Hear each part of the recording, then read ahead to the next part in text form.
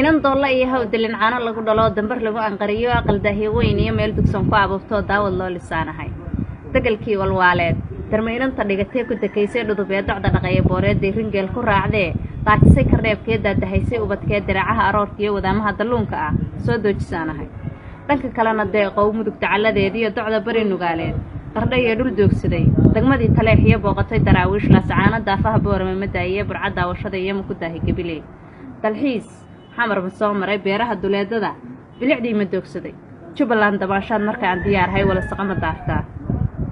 baydhabo babayg iyo burcad subagga xoolaha baahili ima jeenstaa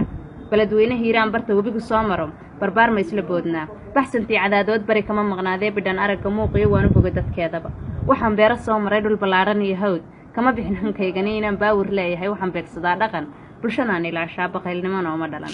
intaasoo isbiirsada yarta lagu dhex beeree boodaysa baanahay adna baafintaadii hadba bariska tuurkii boo wakaalaydaadii bogataya maxaad tiri haddaan boogda weeyoon kugu biirsho garashada birta baanadaydiiyo bidhaantayda lama helo hasa baa la badatee